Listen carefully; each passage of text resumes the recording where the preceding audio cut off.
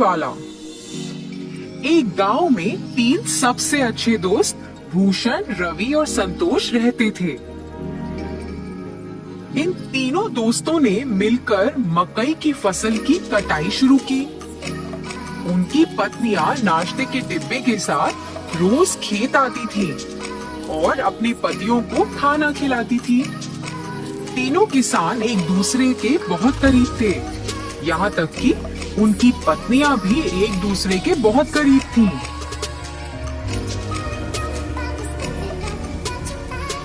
तीनों ने बहुत मेहनत की और बदले में उन्हें बहुत अच्छी फसल मिली। इसके साथ वे गांव के बाजार में मकई बेचने लगे।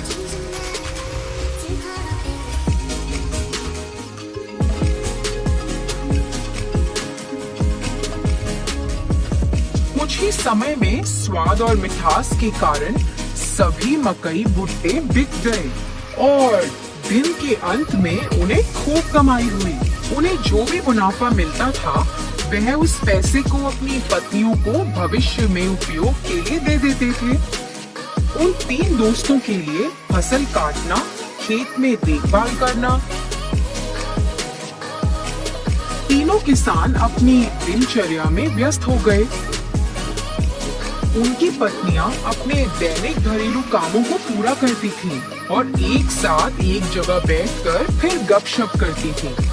फिर एक दिन रवि और संतोष की पत्नी आपस में बैठकर बातें कर रहे थे। फिर भूषण की पत्नी अपने गले में एक बहुत लंबी सोने की माला पहनकर आश्चर्यजनक तरीके से उनके पास आई। अन्य 2 महिलाएं उस लंबी सोने की माला को देखकर आकर्षित हुई और वो भी वैसी माला खरीदना चाहती थी। यह जानने के बाद कि भूषण की पत्नी ने अपने पति की बचत से सोने की लंबी चेन खरीदी है, उन्होंने भी अपने पतियों की बचत से सोना और साड़ी खरीदे और फिर उन्होंने ऐसा करना शुरू कर दिया।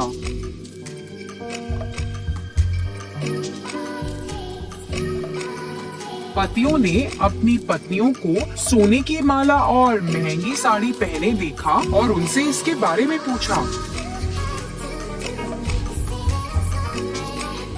ऐसा बेफजूल खर्च पर पैसा बर्बाद करने के कारण वह सभी अपनी पत्नियों से नाराज थे और तीनों गुस्से में घर से निकल गए और सीधे खेत में आ गए। तीनों ने इस पर चर्चा की। वह उन्हें सबक सिखाना चाहते थे। उन्हें ऐसा लगा कि अगर वह अब सही निर्णय नहीं लेंगे तो भविष्य में नुकसान उठाना पड़ सकता है। इसलिए वे एक विचार लेकर आए जो इस मामले में उनकी मदद कर सकता था। इसे लागू करने के लिए सभी घर वापस गए। हमारे भविष्य के बारे में बिना सोचे तुमने हमारी बचत को बर्बाद कर दिया। इसके बदले में तुम्हें एक व्यवसाय या नौकरी करके अपने सोने और साड़ियों के मूल्य जितना पैसा कमाना पड़ेगा।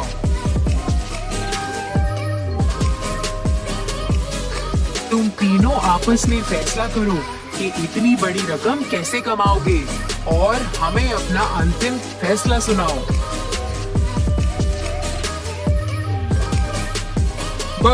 हमें बस ये बताएं कि आप तीनों कब शुरू करने जा रहे हैं। जल्दी निर्णय लो।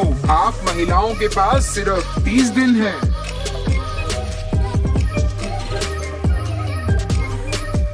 तीनों अपनी पत्नियों को समझाकर घर से निकले।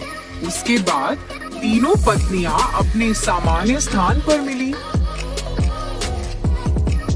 30 दिनों में इतनी बड़ी कमाई कैसे संभव है? इतनी बड़ी रकम कमाने के लिए हमें ऐसा व्यवसाय शुरू करना होगा जो इस गांव में अभी तक नहीं है। यह क्या व्यवसाय हो सकता है? तीनों ने खूब चर्चा की।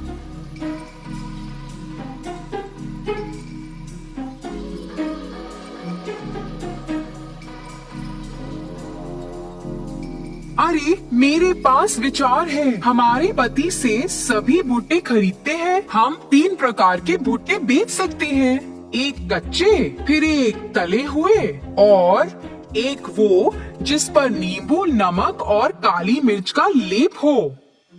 अन्य दो महिलाएं भी भूषण की पत्नी से सहमत थी। वे तीनों अपने पतियों के पास गईं और अपने विचार के बारे में बताया। उनकी बात सुनकर तीनों किसानों ने सहमति जताई। उस दिन से उन तीनों ने बहुत मेहनत करना शुरू कर दिया, जैसा कि उन्होंने अपने पतियों से वादा किया था। उन्होंने अपनी दुकान के ठीक सामने एक बोर्ड लगाया जिस पर लिखा था कच्चा भुट्टा 15 रुपए, तला हुआ भुट्टा 20 रुपए और तला हुआ भुट्टा नमक, नींबू और काली मिर्च के साथ 25 रुपए। एक महिला ने भुट्टे का छिलका उतारा, दूसरी ने भुट्टे को भूना और तीसरी ने भुट्टे पर नींबू, नमक और काली मिर्च का लेप लगाया। बाद में उन्होंने उसे बेचकर पैसे कमाए। हालांकि ये महंगा था, पर फिर भी लोगों ने उसे खरीदना शुरू किया। 2 दिनों में ही काफी लोग भुट्टे लेने के लिए आए। उस मीठे रसीले भुट्टे के लिए लोग लंबी कतार में खड़े होकर इंतजार कर रहे थे। दिन के अंत में उन्होंने भुट्टे बेचकर 6,000 रुपए कमाए।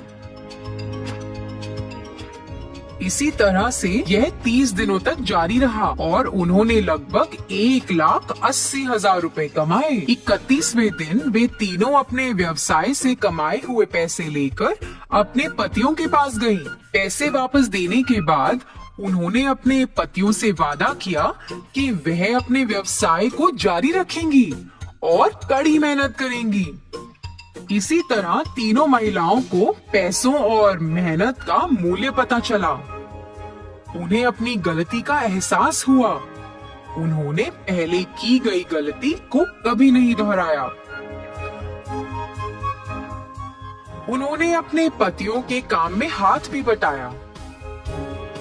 बहुत सारी कमाई के साथ वे नाम और प्रसिद्धि के साथ खुशी से रहते थे।